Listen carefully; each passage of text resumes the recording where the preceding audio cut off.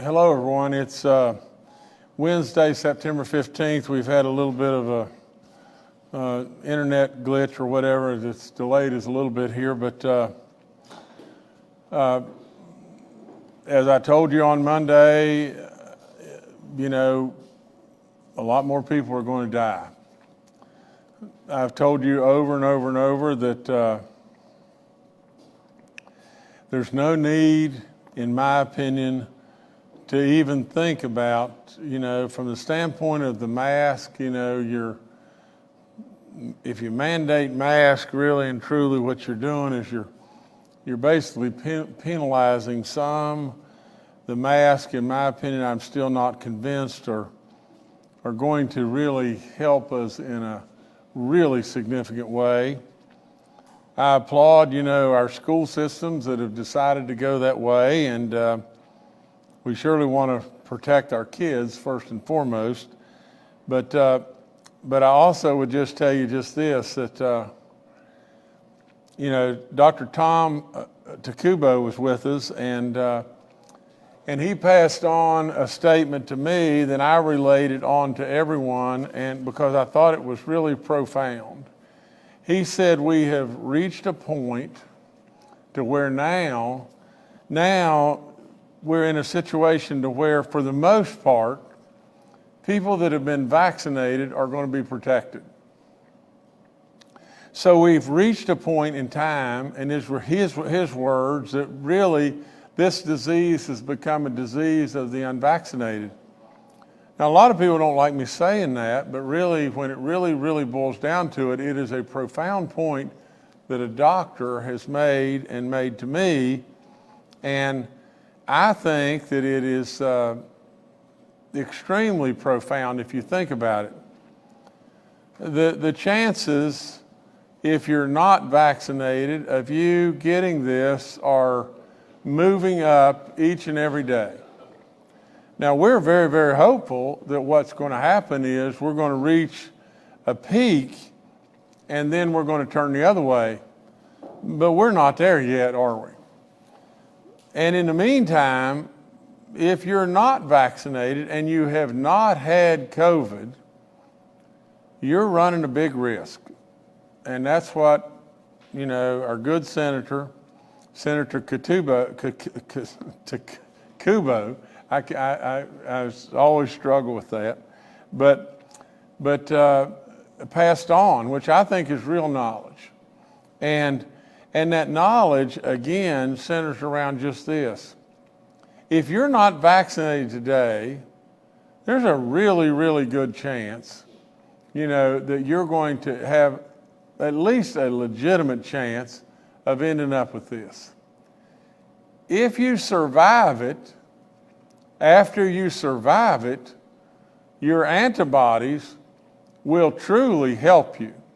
There's no question, it's very argumentative that it could be that they will be as good as the vaccinations are. The medical community still doesn't really believe that, but I'm going to always tell you the truth, and I'm going to tell you what's reported out there. There's many places that report out there that if you get this, your antibodies are even better than the vaccines. But one thing for certain that we know for certain, a good doctor, our senator that was with us, said just this. Now, he's a pulmonary doc. He's a doc right in the middle of the fire at a big hospital right here in this beautiful city of Charleston.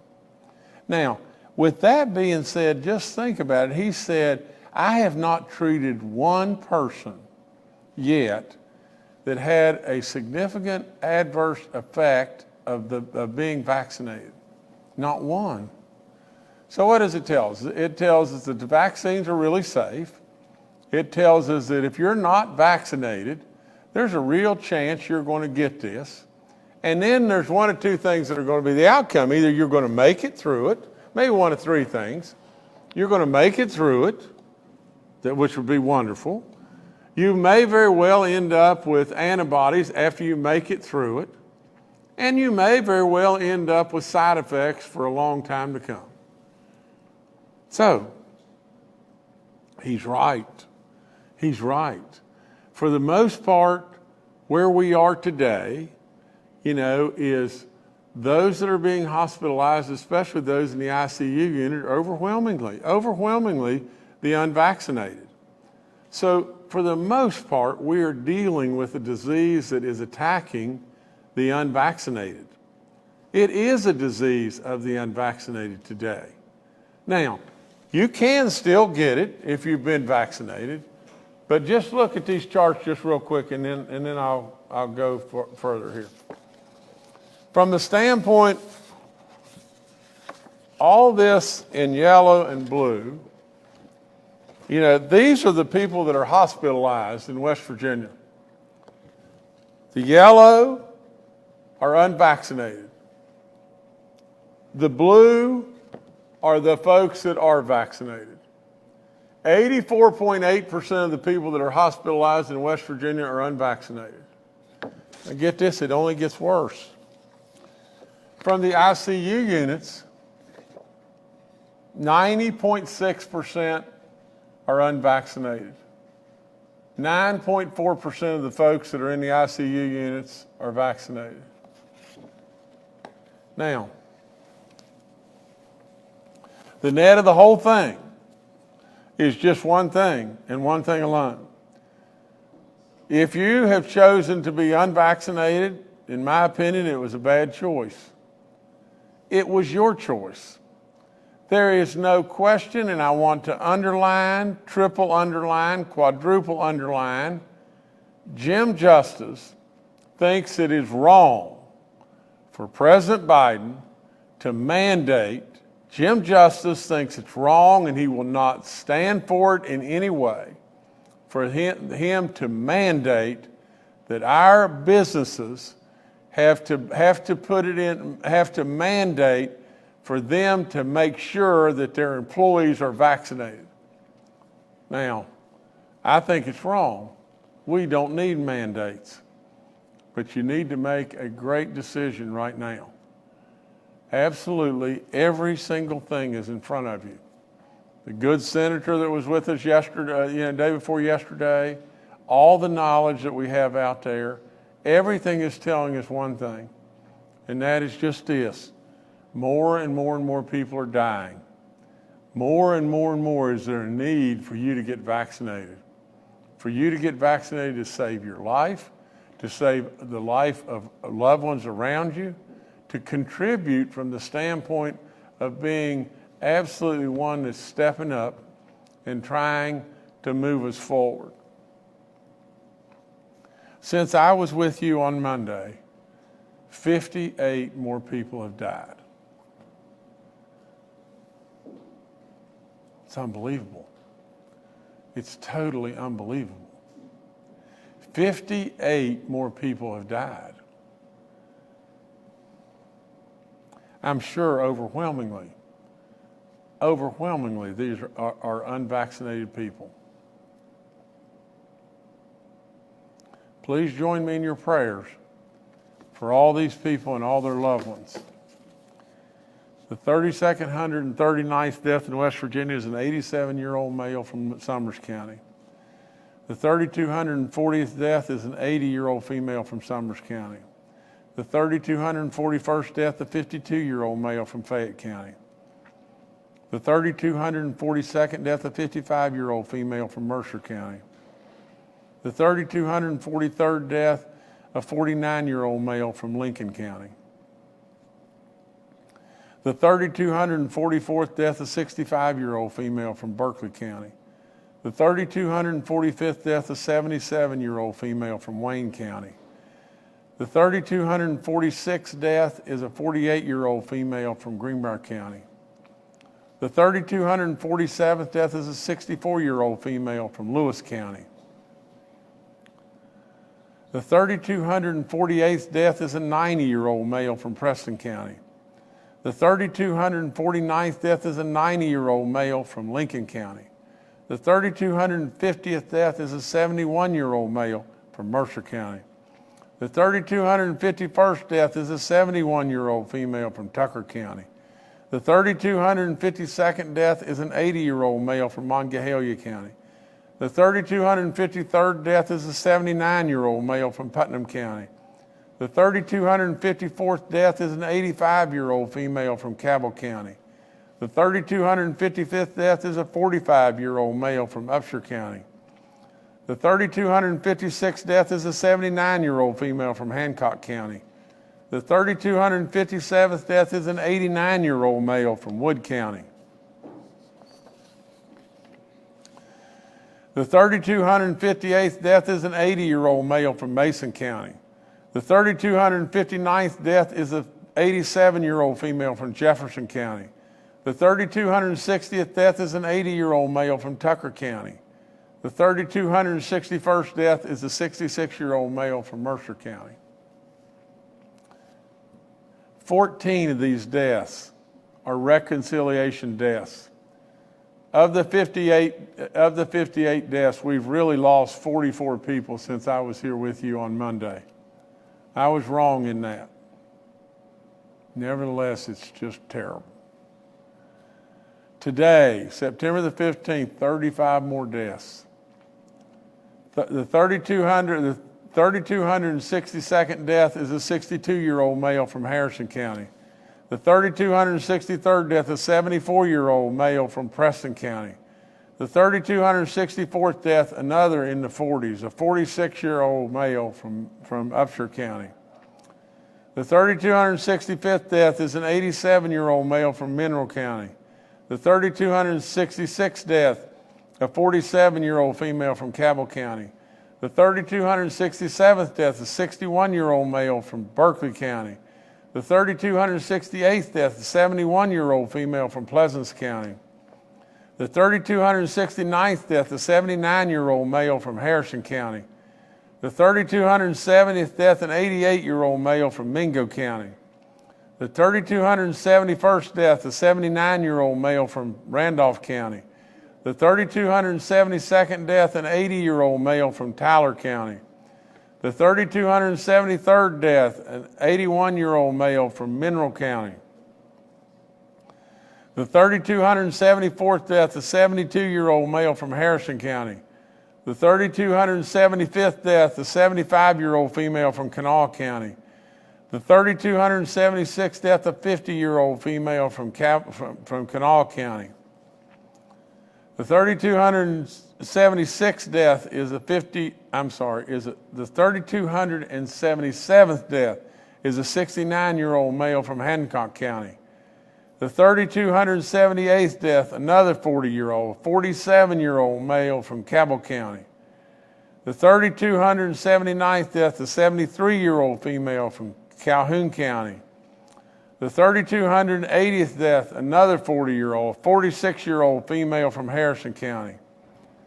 The 3,281st death, a 69-year-old female from Mineral County.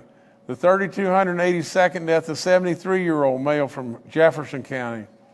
The 3,283rd death, a 29-year-old male from Berkeley County. The 3,284th death, a 54-year-old male from Kanawha County. The 3,285th death, a 58-year-old female from Work County. The 3,286th death, a 58-year-old female from Monroe County. Another 40-year-old. The 3,287th death, a 44-year-old male from Raleigh County. The 3,288th death, a 71-year-old female from Monongahela County. The 3,289th death, a 58-year-old male from Mingo County. The 3,290th death, a 55-year-old male from Monongahela County. The 3,291st death, an 80-year-old male from Kanawha County. The 3,292nd death, a 58-year-old male from Lewis County. The 3,293rd death is a 67-year-old female from Raleigh County. The 3,294th death is an 82-year-old male from Kanawha County. The 3,295th death is a 77-year-old male from Logan County. And the 3,296th death in West Virginia is an 87-year-old female from Logan County.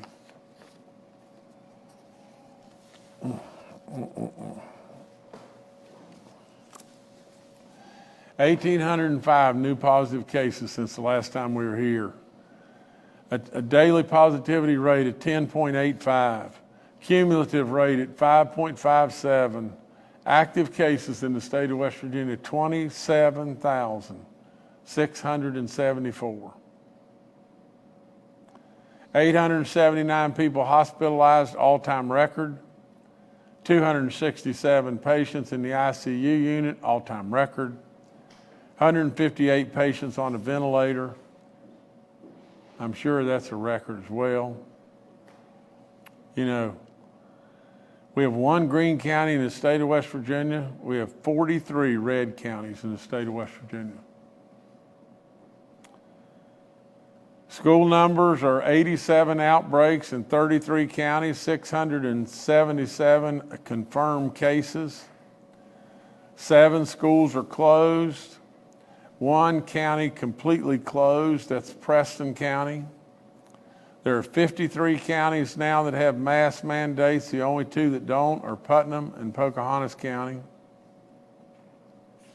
Like I said, overwhelmingly the people that are in the hospital are unvaccinated. A reminder of the 65 and older, if you have any symptoms at all, you better get a test really quickly.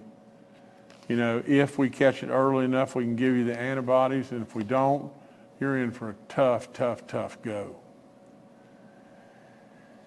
I encourage everybody in large settings, especially indoors and everything, to really consider really seriously, especially if you're over the age of 60 or whatever, or have any complications whatsoever, really consider wearing a mask.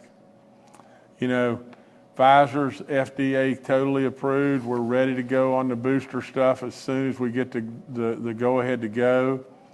The FDA Advisory Committee is scheduled to meet Friday to discuss the booster shot, and I strongly encourage them to approve us and approve people to go that are 6 months out. We have many great West Virginians that are way beyond the 6 months out and everything, because we led the nation in getting the shots in arms and everything, and now we've got people that desperately need that booster shot. We had 4,200 people that have been vaccinated since the last briefing.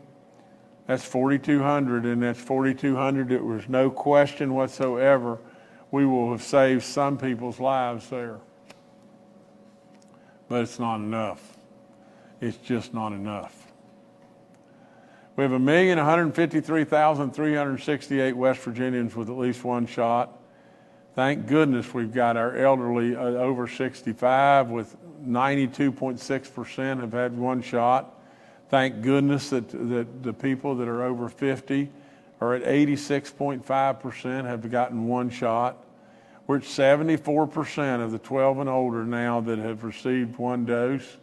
And all those numbers look halfway decent, but truly we just need to do better. We'll be out on the road again tomorrow giving things away from the standpoint of Do It for Baby Dog 2, round 2. You know, it will make some people really happy, but more than anything, we'll continue to encourage and continue to try to get especially our young people across the finish line. Eligibility against 12 and older young people, we need the help of the parents, and we need the help of all those grandparents and everything to get the young people across the finish line. We need them vaccinated. You know, all the info on the vaccine on COVID is up on our website right there. Let me see here. You know, all the free testing information's up there. I always want to thank Freuth and Walgreens for what they did stepping up early on. We really appreciate them for long ways back and everything, how they stepped up. We have 76 outbreaks in our long-term care facilities. We have 3 in our church community. That's Monroe, Raleigh, and Wayne. Our church community is stepping up and doing good work there. Corrections, we're at 210 cases in 11 facilities and 49 staff cases in 21 facilities. You can see there's no getting away from it. It's all around everywhere. And the only way you're really probably going to stand a great chance of getting away from it is to be vaccinated. I encourage you about giving blood. And let me see if there's anything else here that I've got to report to you. Our grand families announcement is that registration is now, it's been open and everything. We need our grand families so badly to get the kids in those households and everything's vaccinated. There's 19,000. Of course, we want our grandparents vaccinated as well too, you know, but, and we want you registered and everything to where we can send this $150 school voucher to you for the great work you've done. And I love this saying here. It says, we are saving our wisdom who are saving our future. And so I don't know how it gets any better than that. The unemployment rate in the state of West Virginia is unbelievable. Right now we're at 4.8%, you know, and we continue. This is the 16th straight month that the unemployment rate has gone down. You know, no one is more proud of that than myself. You know, it takes a lot of work from a lot of people, but really and truly, we've got to be really proud right here and all throughout our state that we've pushed the right buttons. We've got an additional 1,500 people that are back into the workforce, and unemployment, as it continues to drop, you know, the national level is at 5.2. We're under the national level, and we've been there for a long time. We've been there since June of 2019, and so we want to just keep at it and keep pouring it on. West Virginia, you're doing great work. The economies of this state are in good hands and good shape, and we want to keep it moving that way. And I've got one announcement here. I had a conversation with our Secretary of Tourism and everything, Chelsea Ruby, the other day. You know, it was really last Friday on how our state agencies should handle Bridge Day this year. You know, there was even a possibility, you know, I guess, and really, I guess this decision is made through a committee, you know, a Bridge Day committee and everything. But there was even a possibility of not having Bridge Day. I said, no way. If, you know, all we can do is encourage. I mean, it's their event, and it's, but from a standpoint, you know, I have not shut down the large events, nor am I going to. And at least, I guess you never say never on anything. And we want to be nimble enough to move and adjust and everything. We've said it over and over. There is no playbook here. There's no playbook at all. But right now, from my standpoint, I have no intentions whatsoever of shutting down these large events. So I hope they choose to have Bridge Day. But that's all I got right now.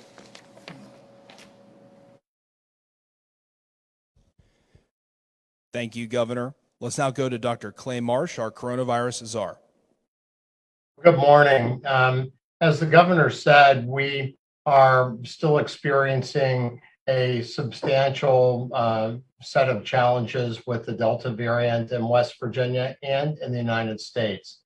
You know, we just celebrated the memorial of 9/11, and yesterday in the US, we had about as many people die yesterday from COVID-19 as died in the 9/11 event.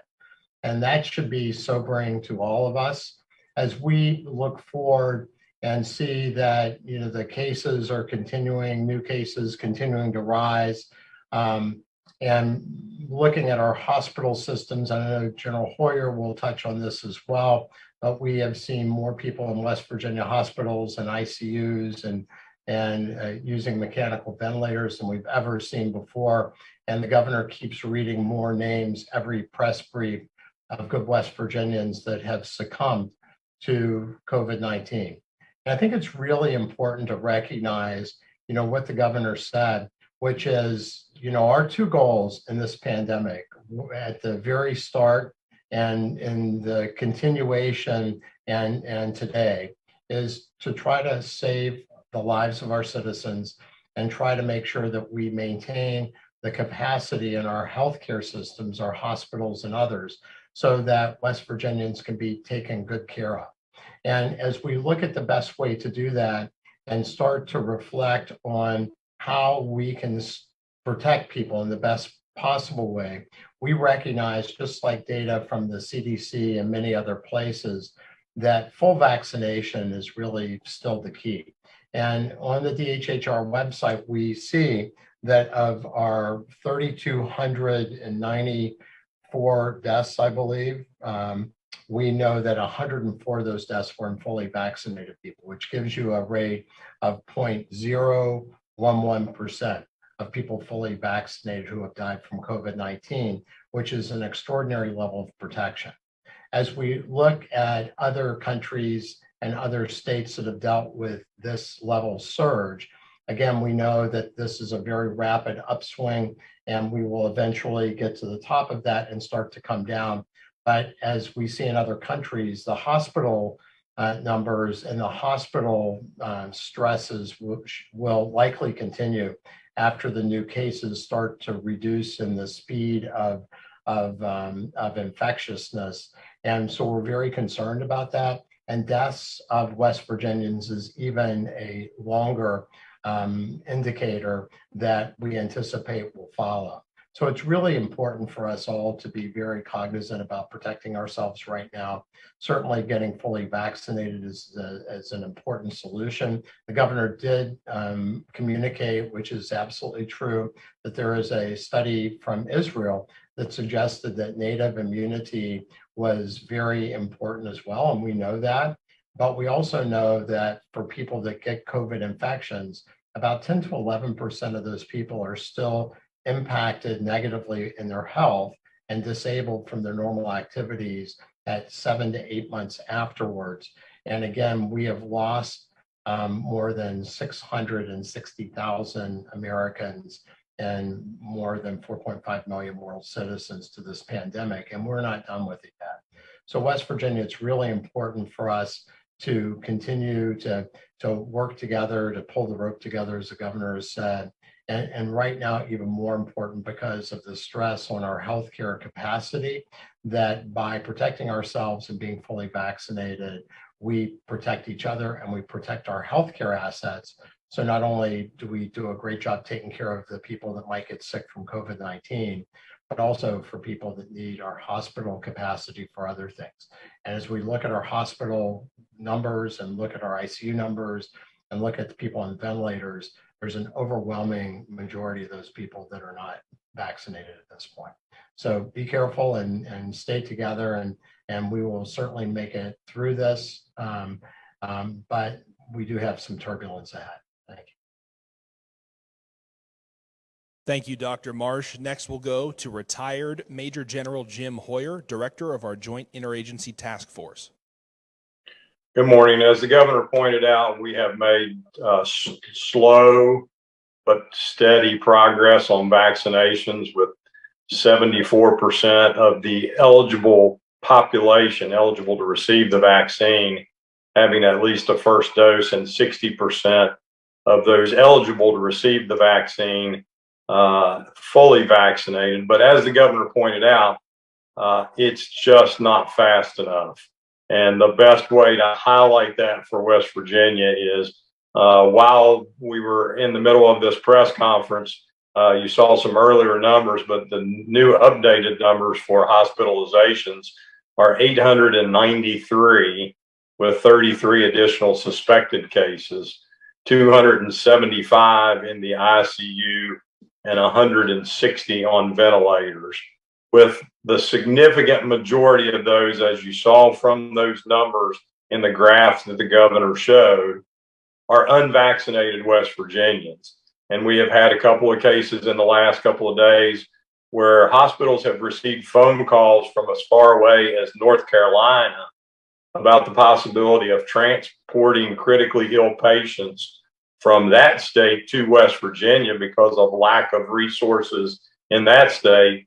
But our hospitals don't have the capacity to take on those additional ill people from other places. But that also points out, should we get to a capacity point, which we are close to, we will probably not have the ability to transfer patients to other states, or we'll have challenges transferring patients to other states.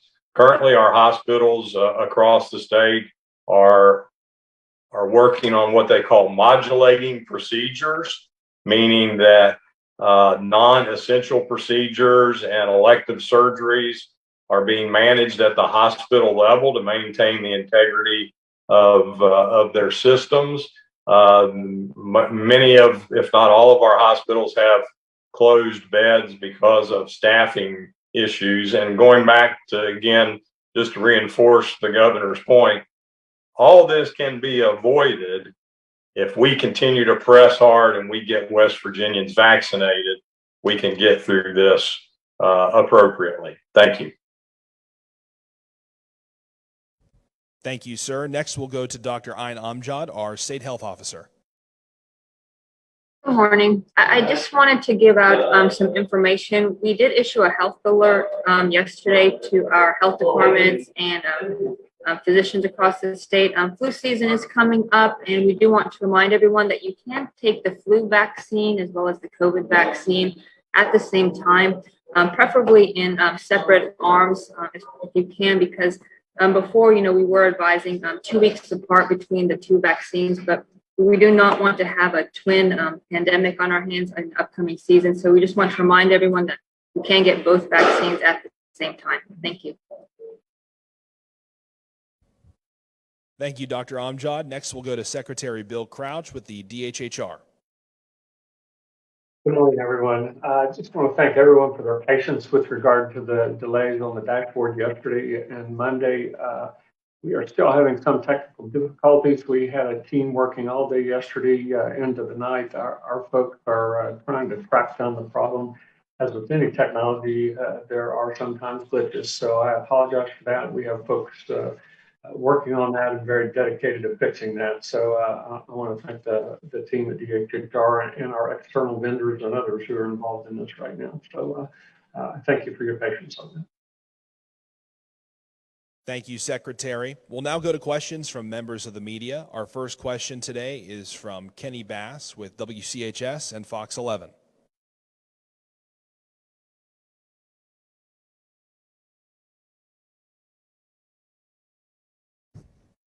Kenny, are you there? Your mic is muted.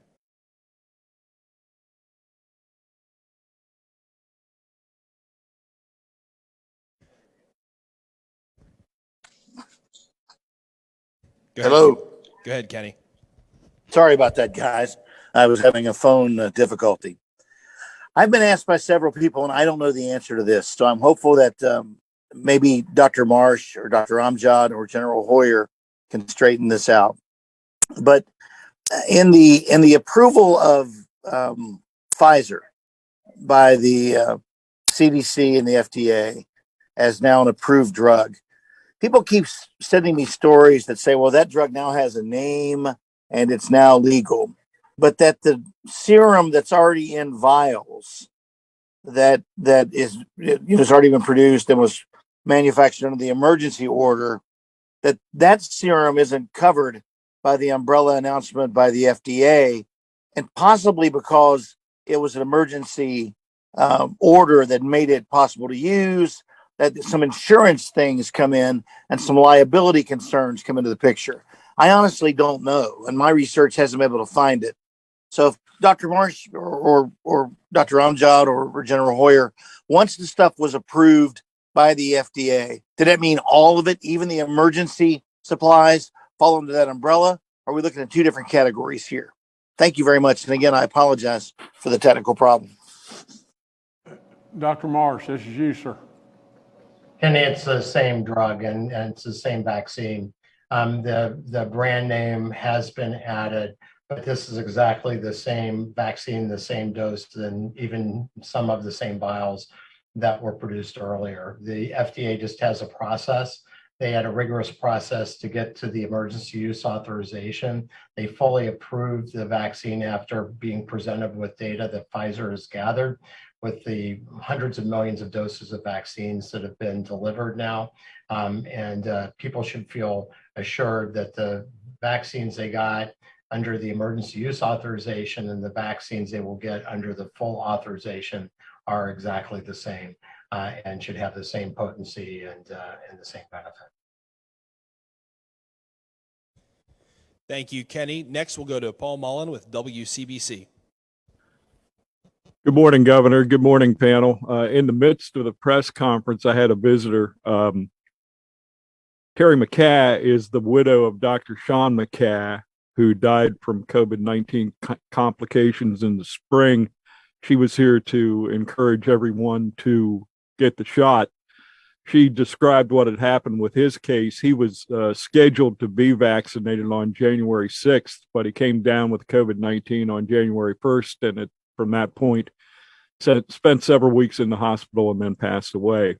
So to pass that along as a cautionary tale, I want to add to your voice, Governor, and everyone else on the panel. General Hoyer, we're supposed to, at least the target date for the Biden administration approval of booster shots is supposed to come Monday, and I know you said you're ready to go whenever you get the word.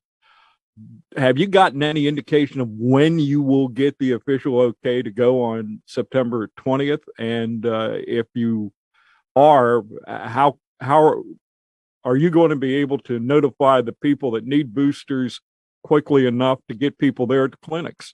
Thank you. Paul, before I go to the general, and I'll go to him just a second here, please pass on our regrets, our prayers, our thanks, in losing a doctor. You've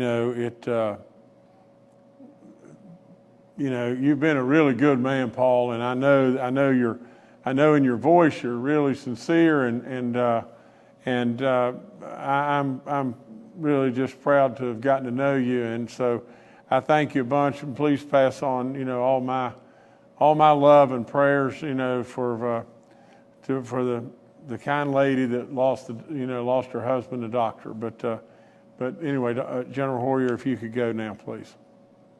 Yes, sir, Governor. So, Paul, it's all about contingency planning because we don't know when they will give us the official go-ahead. As the governor's pointed out, being the first in the nation to vaccinate nursing home and assisted living facilities, that will be our first line of effort to get to, and then working at each county. We have county partnership teams at each county level that will work across a spectrum from hospitals to FQHCs to other places. So we'll again, contingency, be prepared, ready to go, and hope that they make this decision is the right decision quickly. Second, Nathan. Paul, this is just my gut, but I read a lot. I talk to a lot of medical experts, not only ours, but medical experts all across the country. I talk to them all the time, and if you want just a distant shot across the bow and everything, I'm concerned that September 20th, it doesn't feel like to me that the federal government is moving. There's so many situations to where the Biden administration, we just can't get movement. And it wouldn't surprise me, I hope and pray, that on the 20th, we're in full motion. We're going to be ready. We're ready right now, but surely to goodness we'll be in full motion on the 20th, but it really concerns me. It worries me, the just gut feeling wise, it wouldn't surprise me at all that they move the date back, but I hope and pray they don't. All right. Thank you, Paul. Next, we'll go to Mark Curtis with Nexstar Media. Good morning, Governor and cabinet members and fellow reporters. Governor, yesterday, 12 Republican state senators held a news conference. They want to be called into special session. Apparently, they don't have enough votes in their own body in the House and the Senate to call them the legislature, and they'll need you to do it. But they want to pass some legislation that'll speed up the process of getting these infusion therapies into West Virginia in large quantities. that can be administered to patients outside the hospital setting and maybe help reduce some of the overcrowding because of the people actually hospitalized. What is the status of, and could you call them or add it to the call when they're in October for the redistricting session? What are the possibilities of this happening? And I'd like one of the doctors to comment on the efficacy of these infusion therapies and if they really work and if we need to get them here in bulk fast. Well, Mark, everybody knows where I stand, and I'm rock solid. I haven't changed in any way from a standpoint of mandates. You don't see mandates coming out of me. The Biden administration is, I think they're way out on a limb in regard to these mandates. From the standpoint of calling themselves back into session or whatever like that, I don't have an outcry, that's coming through our people and everything that is saying that that's what they want to do. I'll be very respectful to whatever they do. I think we've got a great working relationship going on right now. I hope and pray it stays that way. And from the standpoint of where I am, I'm probably right in the same boat as where they are. But I need one of the docs that's going to talk to you more about the therapy that you talked about. Ryan, you want to start? You want me to? You can go ahead, Clay. Thanks. So thank you for the question. We know that these antibodies are remarkably effective at reducing the risk of hospitalization among very, very fragile at-risk populations up to 10 to 11 times, but really only effective if used before people have their oxygen levels go down substantially enough to be able to need supplemental oxygen therapy or to go into the hospital. Once people pass that level of the virus, blocking the virus from entering the body, because the monoclonal antibodies really bind to the virus, and they bind to the virus in the areas, the spike proteins, where the virus binds to the body and gains entry to the body. And so that's the reason why these therapies, these monoclonal antibody therapies, really optimally need to be used early in the illness, either right after people test positive or even used prophylactically, preventatively in people at really high risk. Once people get sick and the virus gains entry into the body, these antibodies don't work nearly as well. And the Delta variant is really different because it replicates, it multiplies very, very quickly, much faster than any form of COVID-19 we've seen today. So it's really important, as the general has said, the governor has said, all of us have said, that we want to make these antibodies both available, but make them available to people as quick as we can get to them, after they may test positive or, be exposed to somebody who's positive for that high-risk population.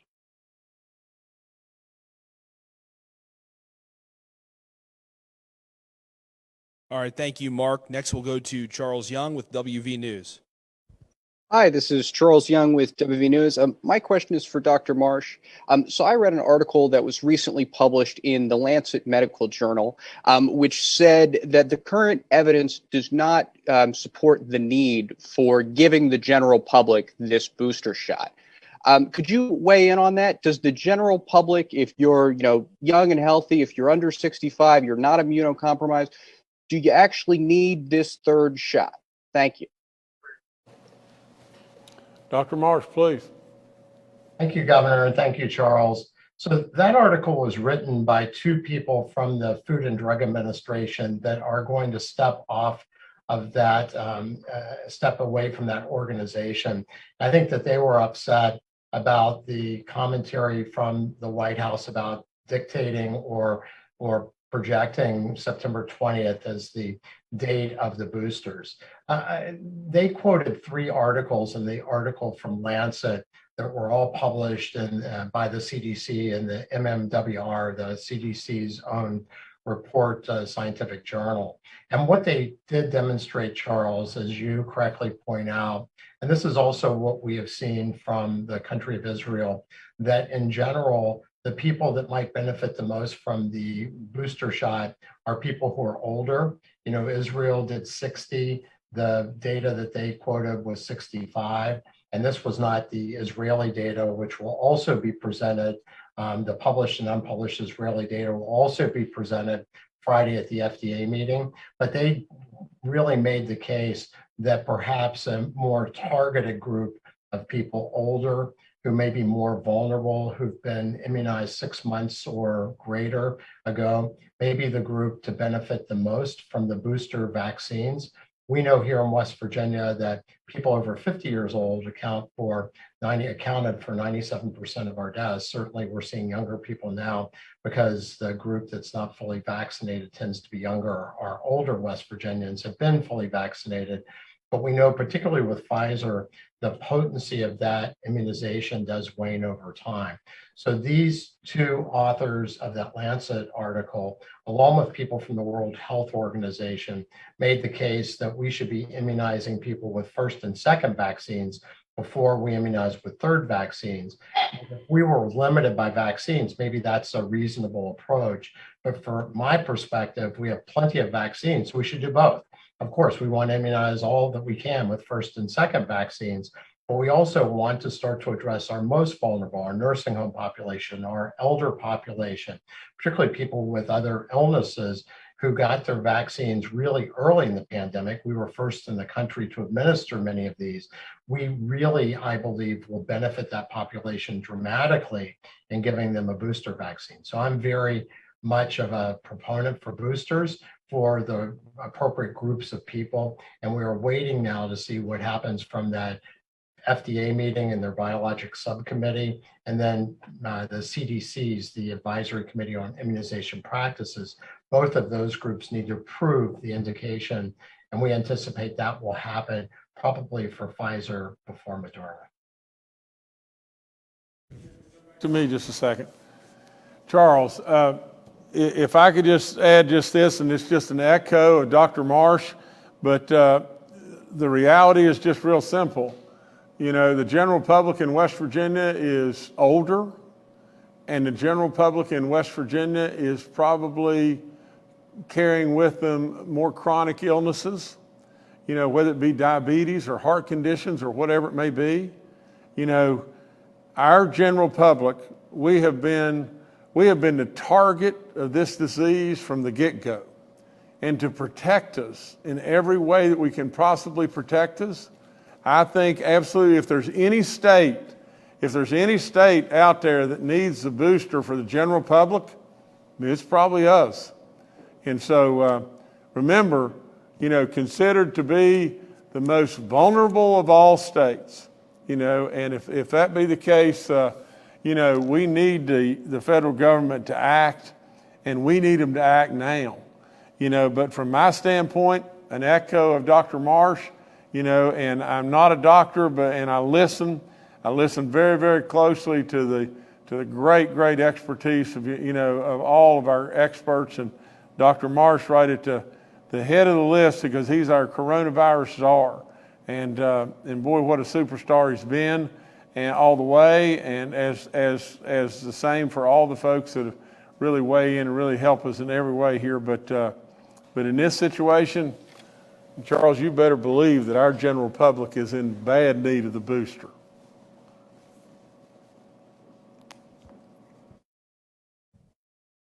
All right, thank you, Charles. Next, we'll go to Steve Adams with Ogden Newspapers. Steve Adams, Ogden Newspapers, and thank you, Jordan, for kind of working me at the last minute. I want to piggyback on Mark Curtis's question on monoclonal antibodies. I know Kentucky just announced yesterday that the federal government is making a change in how monoclonal antibody treatments are going to be distributed to states. Politico had a similar story yesterday talking about how that is being changed. Some of this is in response to some of the southern states that had the highest numbers during the summer. using these more or less as an alternative to pushing the vaccine as hard. Obviously, we've pushed the vaccine very hard and continue to do so here. I didn't know if the medical team or General Hoyer could talk about what you all are hearing in regards to how West Virginia is going to be getting its allotment of monoclonal antibodies and how that's going to affect things going forward. Thank you. Stephen, I'm glad you came on, but I'm going to probably have to defer again to Dr. Marsh. But I would say this, and I'm sure Dr. Marsh knows this as well. But the Biden administration is cutting people off, because they think that people are trying to short hop and not follow his orders as far as getting everybody vaccinated. I mean, this is getting to be, no question, it's getting to be more and more and more of a political food fight, and maybe General Hoyer can answer this and better than Dr. Marsh, but the net of the whole thing is we can continue to try to do any and everything we can to make sure that we have the antibodies. We're going to have a further announcement on Friday, I think, but General Hoyer, if you could take over there. Yes, sir, Governor. So, Stephen, we've had a series of meetings, and the Interagency Task Force and DHHR Health Command been working the appropriate logistics pieces of what we need to do related to the antibody availability. So we will have more for you available on Friday related to that. We work right now to manage across the state. If there is a location or a hospital that doesn't have enough doses, we work across Health Command and the Interagency Task Force to help move doses where they need to be moved to. But we'll have more updated information on how we will respond to rolling out what needs to be done going forward. Thank you.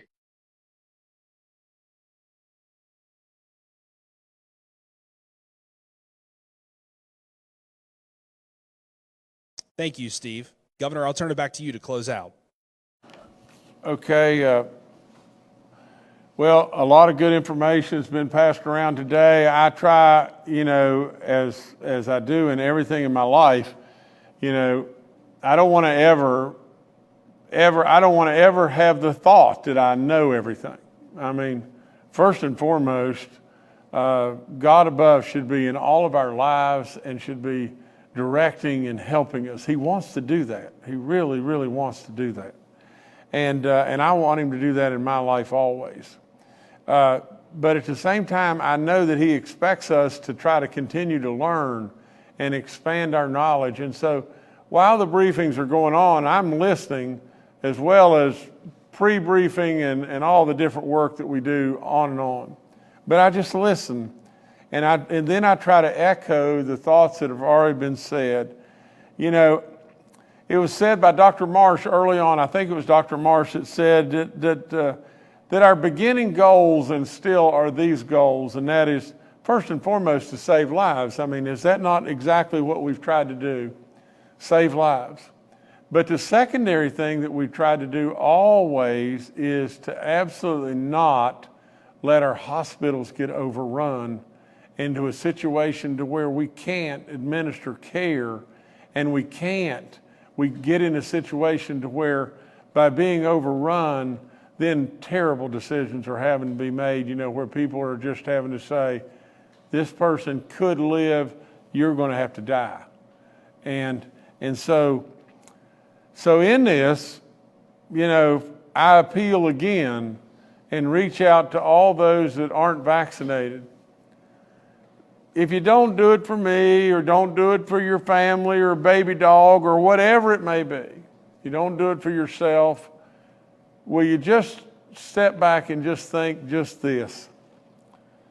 There's going to be somebody in a hospital real soon that's going to have to look at this person and say, we can get you an ICU bed, but you can't have one because we don't really think you're going to make it.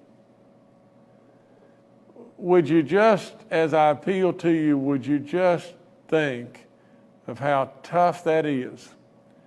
You know, the family of the one that can't make it, the doctor or the nurse or whomever it may be that's telling them, we don't have any place for you. You know, would you just reconsider for those folks? Now, the other thing I would tell you is just facts, and it just came up again today, but just imagine this. Imagine this probability, the chance you have in life. If you're vaccinated, of the 3,296 people that have died, if you're vaccinated, the chances of you being one of those are 0.011%. The chances of you being one of those 3,296, 0.011%, that you would have been one of them if you had been vaccinated. That's the real number. Of all that 3,296 people, 0.011% have died that were vaccinated. You know, I want to talk to you just 1 second about just this. You know, we go out and we take that beautiful bulldog that smiles and makes people laugh and everything, and she loves everybody. But what we're able to do with that little bulldog, it's not little, but what we're able to do is we're able to get in front right now of a lot of kids. And it is a platform of trying to tell those kids, we got to get you vaccinated. And a lot of those kids will go. We're seeing it all the time. You know, and so I urge you in every way to get vaccinated, especially our kids. Now, I want to just say this, then I'll be quiet. I think Dr. Marsh or General Hoyer, I can't say who updated these numbers. 893 hospitalized, 275 people in West Virginia on the ICU units, 160 on ventilators, or 275 in the ICU units. To tell it like it is and just to be blunt and truthful, because see, I'm always hung up on that. You know, I've challenged people all the time, find something that I've told you is not the truth. You can't do that. You can find stuff where I've made mistakes, but you'll never find anything that I'm telling you that where I am purposefully hiding something from you or telling you something that's not the truth. No way. I'm not going to do it. No matter how bad it hurts or whatever, I'm not going to do it. Now, with that, the reality is no matter what we say here, a lot of what we say is falling on deaf ears. It is. It's falling on ears that are absolutely just defiant and saying, I'm not doing this. I'm just not doing it. And that's your choice. And you know what we're going to be? We're going to be respectful of that till the cows come home. We're absolutely going to stand and be respectful of your freedoms. Without any question, this governor is going to stand by you on that forever. But I would just ask you just this. You can really be helpful. You can really help us. And so I know that an awful lot of this is falling on deaf ears. And believe me, B, it breaks my heart when because I want you to hear me. I really want you to trust me and to hear me. Now, just think about just this. I just had, one of our people here run and get this, but on August the 9th, we lost 7 people in West Virginia on August the 9th. And on that day, I can remember I hated like crazy. We lost 7 people. But it just so happened that earlier in the day, I'd seen a USA Today paper, and it just said just this right here. We are failing one another. And what it showed was it just showed just this. It says, this is America's 4th COVID-19 surge. Now get this. It says, it didn't have to happen. Let's end it now. General Hoyer, our great general, said today, he said today, all of this can be avoided. All of this can be avoided. That was his direct quote. I wrote it right here. All of this can be avoided. Put quotation marks, General Hoyer. On August the 9th,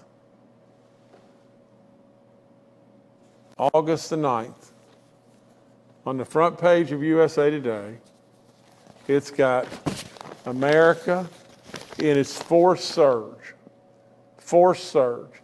And it says right here, it didn't have to happen. Let's end it now. There's only one way to end it. There's only one way. Now, we can say anything we want. We can do anything we want. There is only one thing we have. Only one bullet in the gun, and that's get vaccinated. We're either going to keep coming and keep trying and keep reading name after name after name after name, or we're going to stop it. I hope and pray we'll stop it. Thank you so much.